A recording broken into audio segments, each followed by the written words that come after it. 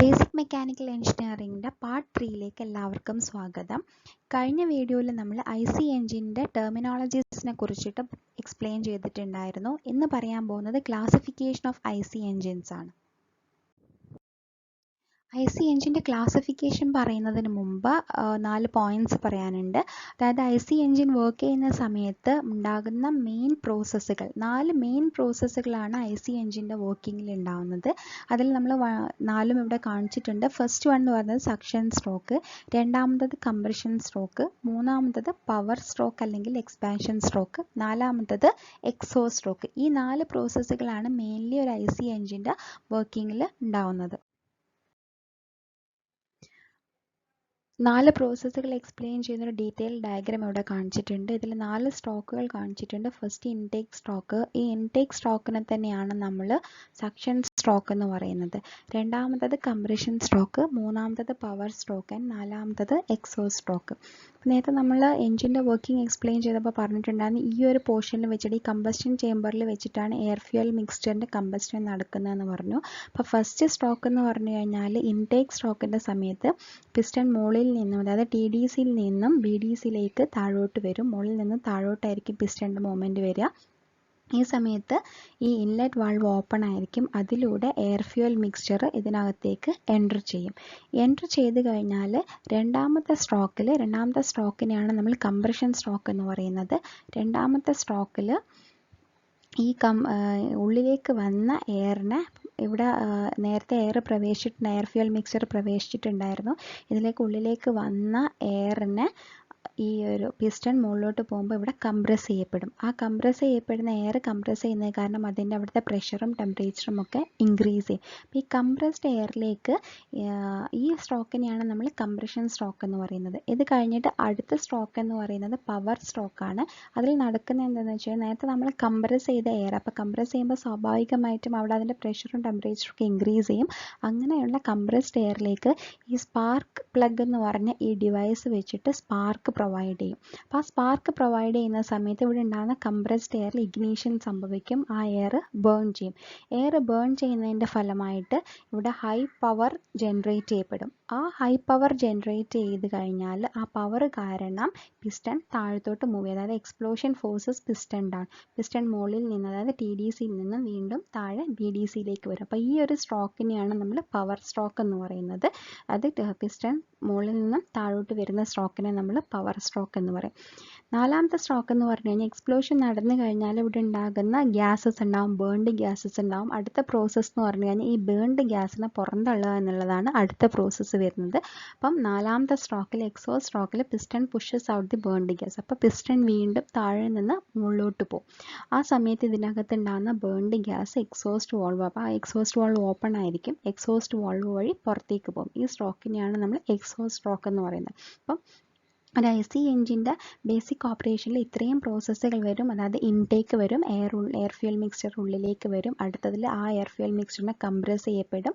മൂന്നാമത്തത് compressed എയറിനെ spark plug വഴി spark provide ചെയ്യുമ്പോൾ അവിടെ കമ്പഷൻ നടക്കും. കമ്പഷൻ്റെ ഫലമായിട്ടുണ്ടാകുന്ന ഹൈ പ്രഷർ കാരണം പിസ്റ്റൺ വീണ്ടും താഴത്തോട്ട് വരും. നാലാമത്തത് പിസ്റ്റൺ വീണ്ടും താഴ്ന്ന് മുകളിലോട്ട് മൂവ് ചെയ്യുന്ന സമയത്ത് ഇവിടെ ഉണ്ടാകുന്ന ബേൺഡ് ഗ്യാസ് എക്സോസ്റ്റ് വാൾവ് വഴി പുറത്തേക്ക് പോകും. 4 പ്രോസസ്സുകളാണ് ഒരു IC എഞ്ചിൻ്റെ വർക്കിങ്ങിൽ ഉണ്ടാകുന്നത്. അതിനെ നമ്മൾ 4 സ്ട്രോക്കുകൾ എന്ന് പറയും. മുകളിൽ നിന്നും താഴോട്ട് അല്ലെങ്കിൽ താഴെ നിന്ന് മുകളിലോട്ട് വരുന്ന പിസ്റ്റൻ്റെ ഒരു മൂവ്മെൻറ്റിനെ നമ്മൾ സ്ട്രോക്ക് എന്ന് പറയുന്നത്. അടുത്തത് IC എഞ്ചിൻ്റെ ക്ലാസിഫിക്കേഷൻ ആണ്. ക്ലാസിഫിക്കേഷൻ എന്ന് പറഞ്ഞാൽ 3 രീതിയിൽ നമുക്ക് IC എഞ്ചിൻസിനെ ക്ലാസിഫൈ ചെയ്യാൻ പറ്റും. അതിൽ 3 രീതിയിൽ ഫസ്റ്റ് വൺ എന്ന് പറയുന്നത് based on type of fuel ആണ്. അതായത് എന്ത് ടൈപ്പ് ഫ്യൂവൽ ഉപയോഗിച്ചിട്ടാണ് IC എഞ്ചിൻ വർക്ക് ചെയ്യുന്നത്, പെട്രോൾ ആണോ ഡീസൽ ആണോ, അതിനനുസരിച്ചിട്ട് ക്ലാസിഫൈ ചെയ്യാൻ പറ്റും. രണ്ടാമത്തേതെന്ന് പറഞ്ഞു കഴിഞ്ഞാൽ based on number of strokes ആണ്. അതായത് സ്ട്രോക്ക് എന്ന് പറഞ്ഞു കഴിഞ്ഞാൽ പിസ്റ്റൻ്റെ ഒരു മൂവ്മെൻറ്റിനെയാണ് നമ്മൾ സ്ട്രോക്ക് എന്ന് പറയുന്നത്. അപ്പോൾ ഇവിടെ എത്ര സ്ട്രോക്കിലാണ് IC എഞ്ചിൻ്റെ ഒരു പ്രോസസ്സ് അല്ലെങ്കിൽ ഒരു സൈക്കിൾ കംപ്ലീറ്റ് ചെയ്യുന്നത് അതിനനുസരിച്ചിട്ട് IC എഞ്ചിൻസിനെ ക്ലാസിഫൈ ചെയ്യാൻ പറ്റും. മൂന്നാമത്തെ ക്ലാസിഫിക്കേഷൻ എന്ന് പറഞ്ഞു കഴിഞ്ഞാൽ ബേസ്ഡ് ഓൺ ടൈപ്പ് ഓഫ് സൈക്കിളാണ്. അതായത് അതിൻ്റെ വർക്കിംഗ് പ്രോസസ്സ് അല്ലെങ്കിൽ അതിൻ്റെ പാർട്ട് ഓഫ് ദി പ്രോസസ്സ് വെച്ചിട്ട് ക്ലാസിഫൈ ചെയ്യുന്നതിനെയാണ് ടൈപ്പ് ഓഫ് സൈക്കിൾ എന്ന് പറയുന്നത്. ഇങ്ങനെ 3 രീതിയിലാണ് നമ്മൾ IC എഞ്ചിൻസിനെ ക്ലാസിഫൈ ചെയ്യുന്നത്. അതിൽ ഫസ്റ്റ് ക്ലാസിഫിക്കേഷൻ എന്ന് പറഞ്ഞു കഴിഞ്ഞാൽ ബേസ്ഡ് ഓൺ ഫ്യൂൽ യൂസ്ഡ്. നമ്മൾ സാധാരണ യൂസ് ചെയ്യുന്ന രണ്ട് ഫ്യൂൽസ് എന്ന് പറഞ്ഞു കഴിഞ്ഞാൽ ഒന്ന് പെട്രോളും ഒന്ന് ഡീസലുമാണ്. ഗ്യാസ് എൻജിൻസ് ഒക്കെ യൂസ് ചെയ്യുന്നുണ്ടെങ്കിലും പോപ്പുലറായിട്ട് യൂസ് ചെയ്യുന്നത് പെട്രോൾ ആൻഡ് ഡീസലാണ്. അപ്പം ഇതിൻ്റെ ക്ലാസിഫിക്കേഷനിൽ ബേസ്ഡ് ഓൺ ഫ്യൂൽ യൂസിൽ നമുക്ക് രണ്ട് രീതിയിൽ ക്ലാസിഫൈ ചെയ്യാൻ പറ്റും. ഒന്ന് പെട്രോൾ ഉപയോഗിച്ച് വർക്ക് ചെയ്യുന്ന എഞ്ചിനെ പെട്രോൾ എഞ്ചിൻ എന്ന് പറയാൻ പറ്റും. രണ്ടാമത്തെ ഡീസൽ ഉപയോഗിച്ച് വർക്ക് ചെയ്യുന്ന എഞ്ചിന് ഡീസൽ എഞ്ചിൻ എന്ന് പറയാൻ പറ്റും. പെട്രോൾ എൻജിൻസിന് വേറൊരു പേരും കൂടിയുണ്ട്, സ്പാർക്ക് ഇഗ്നീഷൻ എൻജിൻ അല്ലെങ്കിൽ SI എൻജിൻ എന്ന് പറയും. അതിൻ്റെ വർക്കിംഗ് അനുസരിച്ചിട്ടാണ് അതിന് പേര് കൊടുത്തിട്ടുള്ളത്, സ്പാർക്ക് ഇഗ്നീഷൻ എൻജിൻ എന്നും. അതേപോലെ ഡീസൽ എൻജിന് CI എൻജിൻ അല്ലെങ്കിൽ കംപ്രഷൻ ഇഗ്നീഷൻ എൻജിൻ എന്നും പറയും. ഇനി ഈ ഡയഗ്രത്തിൽ പെട്രോൾ എൻജിൻ്റെ വർക്കിംഗ് സ്ട്രോക്സ് ആണ് കാണിച്ചിട്ടുള്ളത്. നേരത്തെ കാണിച്ച അതേ ഡയഗ്രം തന്നെയാണ് വർക്കിങ്ങും അതുപോലെ തന്നെയാണ് വരുന്നത്. അപ്പം 4 പ്രോസസ്സുകളാണ് ഉണ്ടാവുന്നത് പെട്രോൾ എൻജിൻ്റെ വർക്കിങ്ങിൽ. സക്ഷൻ അല്ലെങ്കിൽ ഇൻടേക്ക്, കംപ്രഷൻ, പവർ, എക്സോസ്റ്റ്, ഇങ്ങനെ 4 സ്ട്രോക്കുകളാണ് ഉണ്ടാവുക. വർക്കിംഗ് നമ്മൾ നേരത്തെ എക്സ്പ്ലെയിൻ ചെയ്തതാണ്. എയർ ഫ്യൂൽ മിക്സ്ചർ എൻ്റർ ചെയ്യുന്നു, അടുത്ത സ്ട്രോക്കിൽ ആ എയർ ഫ്യൂൽ മിക്സ്ചറിനെ പിസ്റ്റൺ കംപ്രസ് ചെയ്യുന്നു. കംപ്രഷൻ്റെ ഫലമായിട്ട് അവിടെ പ്രഷറും ടെമ്പറേച്ചറും ഒക്കെ ഇൻക്രീസ് ചെയ്യുന്നു. അങ്ങനെ കംപ്രസ്ഡ് എയറിലോട്ട് ഈ സ്പാർക്ക് പ്ലഗ് വെച്ച് സ്പാർക്ക് കൊടുക്കുന്ന സമയത്ത് അവിടെ ഇഗ്നീഷൻ സംഭവിക്കും. ഇഗ്നീഷൻ്റെ ഫലമായിട്ട് ഹൈ പ്രഷർ ഡെവലപ്പ് ചെയ്യും. അത് കാരണം ആ പ്രഷർ കാരണം പിസ്റ്റൺ മുകളിൽ നിന്ന് താഴോട്ട് മൂവ് ചെയ്യും. അതിന് മൂന്നാമത്തെ സ്ട്രോക്ക് അല്ലെങ്കിൽ പവർ സ്ട്രോക്ക് എന്ന് പറയും. നാലാമത്തെ സ്ട്രോക്കിൽ ഇവിടെ ഉണ്ടാകുന്ന ബേണിങ്ങിൻ്റെ ഫലമായിട്ടുണ്ടാകുന്ന ബേൺഡ് ഗ്യാസിന് പിസ്റ്റൻ്റെ ഈ മൂവ്മെൻറ്റ്, മുകളിലോട്ടുള്ള മൂവ്മെൻറ്റ് അതിനെ പുറന്തള്ളും. ഇതാണ് പെട്രോൾ എൻജിൻ്റെ വർക്കിംഗ് വരുന്നത്. ഇതിൽ പെട്രോൾ എൻജിൻ്റെ വർക്കിങ്ങിൽ 2 കാര്യങ്ങളാണ് മെയിനായിട്ട് ഓർക്കാനുള്ളത്. അതായത് ഇതിനകത്തോട്ട് വരുന്നത്, അതായത് ഇൻലെറ്റ് വാൾവ് വഴി ഉള്ളിലോട്ട് പ്രവേശിക്കുന്നത് എയറിൻ്റെയും ഫ്യൂവലിൻ്റെയും കൂടെ ഒരു മിക്സ്ചറാണ്. അപ്പം ഇതിനെ പുറത്ത് വെച്ചിട്ട് എയറിനെയും ഫ്യൂവലിനെയും മിക്സ് ചെയ്യാൻ വേണ്ടിയിട്ട് നമ്മൾ കാർബറേറ്റർ എന്ന് പറയുന്ന ഒരു ഡിവൈസാണ് യൂസ് ചെയ്യുന്നത്. അതേപോലെ തന്നെ രണ്ടാമത്തെ പ്രത്യേകത എന്ന് പറഞ്ഞു കഴിഞ്ഞാൽ ഇവിടെ ഒരു സ്പാർക്ക് പ്ലഗ് ഉണ്ട്. അത് പെട്രോൾ എൻജിൻ്റെ മാത്രം പ്രത്യേകതയാണ്. ഡീസൽ എൻജിന് വർക്കിങ്ങിൽ വ്യത്യാസം ഉണ്ട്, അവിടെ സ്പാർക്ക് പ്ലഗ് ഉണ്ടായിരിക്കുന്നതല്ല. അപ്പോൾ ഇവിടെ പെട്രോൾ എൻജിൻ്റെ ഇതിൽ മാത്രമേ സ്പാർക്ക് പ്ലഗ് ഉണ്ടാവുള്ളൂ. അതേപോലെ കാർബറേറ്ററും പെട്രോൾ എൻജിനിൽ മാത്രമേ ഉണ്ടാവുള്ളൂ. ഞാൻ പെട്രോൾ എൻജിൻ്റെ വർക്കിങ്ങിൻ്റെ പോയിന്റ്സ് ആണ് ഇവിടെ പറഞ്ഞിട്ടുള്ളത്. During suction stroke air and fuel mixture enters into the engine cylinder, നമ്മൾ നേരത്തെ പറഞ്ഞു. അത് കഴിഞ്ഞിട്ട് for mixing air and fuel carburettor is used. After suction engine compresses the mixture, അതിനെ കംപ്രഷൻ സ്ട്രോക്ക് എന്ന് പറയുന്നു. Spark plug is used to generate spark for ignition. ഇതിൻ്റെ പ്രത്യേകത നമ്മൾ പറഞ്ഞതുപോലെ spark plug and carburettor is used only in petrol engine. Next, ignition of mixture produces high pressure on piston and expansion occurs. അതിനെ നമ്മൾ power stroke എന്ന് പറയുന്നു. Last burned gases removed by exhaust stroke. ഇതാണ് petrol എൻജിൻ്റെ working വരുന്നത്.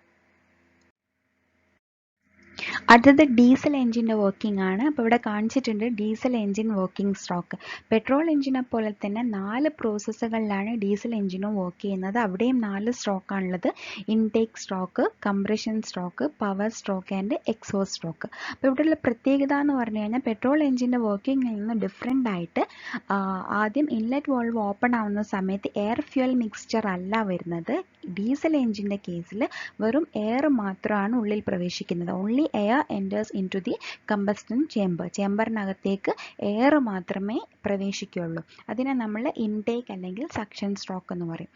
രണ്ടാമത്തെ സ്ട്രോക്കിൽ, compression സ്ട്രോക്കിൽ piston താഴെ നിന്ന് മുകളിലോട്ട് പോകും. മുകളിലോട്ട് പോകുന്ന സമയത്ത് ഇവിടെ എൻ്റർ ചെയ്തിട്ടുള്ള എയറിനെ പിസ്റ്റണിൻ്റെ ഈ കംപ്രഷൻ സ്ട്രോക്ക് കാരണം അത് കംപ്രസ് ചെയ്യപ്പെടും.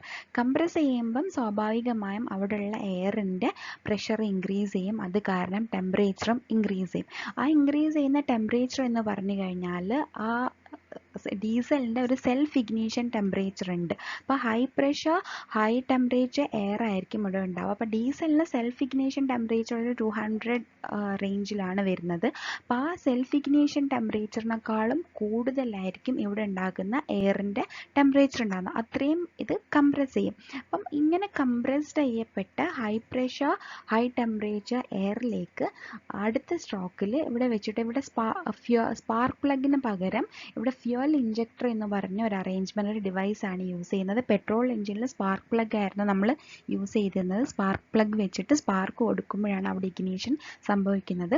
അതേസമയം ഇവിടെ അങ്ങനെ സ്പാർക്ക് പ്ലഗ് യൂസ് ചെയ്യുന്നില്ല, പകരം ഫ്യൂൽ ഇഞ്ചക്ടറാണ് യൂസ് ചെയ്യുന്നത്. ഫ്യൂൽ ഇഞ്ചക്ടർ എന്ന് പറഞ്ഞു കഴിഞ്ഞാൽ ഡീസലിനെ ഈ എയറിലോട്ട് അതിങ്ങനെ ഇഞ്ചക്ട് ചെയ്ത് വിടും.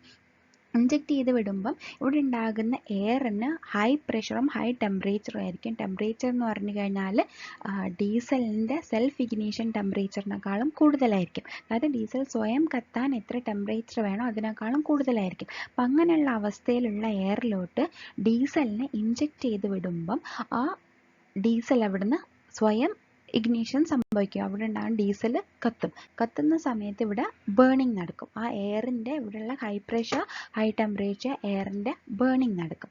ബേണിംഗ് നടന്നു കഴിഞ്ഞാൽ നേരത്തെ പോലെ തന്നെ പെട്രോൾ എഞ്ചിനിലുള്ള പോലെ തന്നെ ഹൈ പവർ അല്ലെങ്കിൽ ഹൈ പ്രഷർ കാരണം ഹൈ പവർ ഡെവലപ്പ് ചെയ്യും. ആ പവർ കാരണം പിസ്റ്റൺ മുകളിൽ നിന്നും വീണ്ടും താഴത്തോട്ട് വരും. അതായത് TDCയിൽ നിന്നും BDCയിലോട്ട് പോകും. ആ സ്ട്രോക്കിനെയാണ് നമ്മൾ പവർ സ്ട്രോക്ക് എന്ന് പറയുന്നത്. നാലാമത്തെ സ്ട്രോക്കിൽ പെട്രോൾ എഞ്ചിനിലുള്ള അതേപോലെ തന്നെ ബേൺഡ് ഗ്യാസിനെ പുറന്തള്ളുക എന്നുള്ളതാണ് നാലാമത്തെ സ്ട്രോക്ക് അല്ലെങ്കിൽ എക്സോ സ്ട്രോക്കിൽ സംഭവിക്കുന്നത്. അപ്പോൾ എക്സോ സ്ട്രോക്കിൻ്റെ സമയത്ത് പിസ്റ്റൺ താഴെ നിന്നും മുകളിലോട്ട് പോകും. ആ സമയത്ത് ഇവിടെ ഉണ്ടാകുന്ന ബേൺഡ് ഗ്യാസ് ഔട്ട്ലെറ്റ് വഴി അല്ലെങ്കിൽ എക്സോസ്റ്റ് വാൾവ് വഴി പുറത്തേക്ക് പോകും. അപ്പം പെട്രോൾ എഞ്ചിൻ്റെ വർക്കിങ്ങിൽ നിന്നും ഡീസൽ എഞ്ചിൻ്റെ വർക്കിങ്ങിനുള്ള വ്യത്യാസം എന്ന് പറഞ്ഞു കഴിഞ്ഞാൽ രണ്ട് കാര്യത്തിലാണ്. ഒന്ന്, ഇവിടെ കാർബറേറ്റർ ഉണ്ടായിരിക്കില്ല, കാരണം എയർ ഫ്യൂൽ മിക്സിംഗ് നടക്കുന്നില്ല. എയർ മാത്രമാണ് ഈ ചേമ്പറിനകത്തോട്ട് എൻ്റർ ചെയ്യുന്നത്. ആ എയറിനെയാണ് കംപ്രസ് ചെയ്യുന്നത്. High pressure high temperature compressed എയറിലേക്ക് ഡീസലിനെ ഇഞ്ചെക്ട് ചെയ്യുക ചെയ്യുന്നത്. അതിന് വേണ്ടിയിട്ട് ഇവിടെ ഫ്യൂവൽ ഇഞ്ചക്ടർ എന്ന് പറഞ്ഞ അറേഞ്ച്മെൻ്റ് ഉണ്ട്. ഇത് പെട്രോൾ എഞ്ചിനിൽ ഉണ്ടായിരിക്കില്ല. പെട്രോൾ എഞ്ചിനിൽ ഇതിന് പകരം സ്പാർക്ക് പ്ലഗ് ആണ് യൂസ് ചെയ്യുന്നത്. അത് കഴിഞ്ഞിട്ട് ബേൺഡ് ഗ്യാസ് എക്സോസ്റ്റ് വാൾവ് വഴി പുറത്തു പോകും. അപ്പോൾ ആ വർക്കിംഗ് ഒക്കെ ഓൾമോസ്റ്റ് എല്ലാം സെയിം ആണ്. പക്ഷെ വ്യത്യാസം ഇതേ ഉള്ളൂ. ഇവിടെ ഉണ്ടാകുന്ന കാർബറേറ്ററും ഉണ്ടാവില്ല, അതേപോലെ സ്പാർക്ക് പ്ലഗും ഉണ്ടാവില്ല. പകരം ഇവിടെ ഒരു ഫ്യൂവൽ ഇഞ്ചക്ടറാണ് യൂസ് ചെയ്യുന്നത്. ഇനി ഡീസൽ എഞ്ചിൻ്റെ വർക്കിങ്ങിൻ്റെ പോയിന്റ്സ് ഒന്ന് സമ്മറൈസ് ചെയ്യാണ്. Only air enters into engine cylinder at the time of suction stroke. അതായത് സക്ഷൻ സ്ട്രോക്കിൻ്റെ സമയത്ത് എയർ മാത്രമേ ഉള്ളിലേക്ക് പ്രവേശിക്കുന്നുള്ളൂ. Entered air is compressed in second stroke. രണ്ടാമത്തെ സ്ട്രോക്കായിട്ടുള്ള കംപ്രഷൻ സ്ട്രോക്കിൽ ഈ ഉള്ളിലേക്ക് കയറി എയറിനെ കംപ്രസ് ചെയ്യും. As a result of compression pressure of air is increased. അപ്പം കംപ്രഷൻ്റെ ഫലമായിട്ട് പ്രഷർ ഇൻക്രീസ് ചെയ്യും. Therefore temperature of air increases. അപ്പോൾ പ്രഷർ ഇൻക്രീസ് ചെയ്യുന്ന കാരണം അതിൻ്റെ ടെമ്പറേച്ചറും ഇൻക്രീസ് ചെയ്യും. Temperature increases approximately up to 450 degree. അതായത് അവിടെ ഉണ്ടാകുന്ന എയറിൻ്റെ ടെമ്പറേച്ചർ ഏകദേശം 450 ഡിഗ്രി വരെ ഇൻക്രീസ് ചെയ്യും. അത് എന്തിനേക്കാളും കൂടുതലായിരിക്കും? More than self ignition temperature of ഡീസലായി. Next, diesel is injected into the air. ഈ ഹൈ ടെമ്പറേച്ചറിലിരിക്കുന്ന എയറിലോട്ട് ഡീസലിനെ ഇഞ്ചക്ട് ചെയ്ത് വിടും. അത് കാരണം എയർ ബേൺ ആവും, അതായത് എക്സ്പ്ലോഷൻ സംഭവിക്കും. Explosion takes place. Ignition is made by the compression of air. അപ്പം ഈ ഒരു ഡീസൽ എഞ്ചിനെ നമ്മൾ CI എഞ്ചിൻ എന്ന് പറഞ്ഞിരുന്നു. അതായത് കംപ്രഷൻ ഇഗ്നീഷൻ എഞ്ചിൻ എന്നാണ് പറയുന്നത്. കാരണം അവിടെ ഇഗ്നീഷൻ ഉണ്ടാകുന്നത് എയറിൻ്റെ കംപ്രഷൻ കാരണമാണ്. അതായത് ignition is made by the compression of air. അതുകൊണ്ടാണ് ഡീസൽ എഞ്ചിൻസിനെ കംപ്രഷൻ ഇഗ്നീഷൻ എഞ്ചിൻ എന്ന് പറയുന്നത്. അടുത്തത്, injectors used instead of spark plug. Petrol എഞ്ചിനിൽ സ്പാർക്ക് പ്ലഗ് ഉപയോഗിക്കുന്നതിന് പകരം ഇവിടെ യൂസ് ചെയ്യുന്നത് ഒരു ഇഞ്ചക്ടറാണ്. Due to combustion of high pressure piston moves downward and power stroke occurs. അപ്പം ഈ കമ്പസ്റ്റൻ കാരണം ഹൈ പ്രഷർ ഡെവലപ്പ് ചെയ്യും. അപ്പം പിസ്റ്റണ് താഴത്തോട്ട് മൂവ് ചെയ്യും. അതിനെ നമ്മൾ പവർ സ്ട്രോക്ക് എന്ന് പറയും. അപ്പോൾ ഈ വീഡിയോയിൽ ഇത്രയേ പറയുന്നുള്ളൂ. ആദ്യത്തെ ക്ലാസിഫിക്കേഷൻ മാത്രമേ എക്സ്പ്ലെയിൻ ചെയ്യുന്നുള്ളൂ. ബാക്കി classification based on the number of സ്ട്രോക്കും ബേസ്ഡ് ഓൺ ദി സൈക്കിളും അടുത്ത വീഡിയോയിൽ എക്സ്പ്ലെയിൻ ചെയ്യുന്നതായിരിക്കും. Thank U.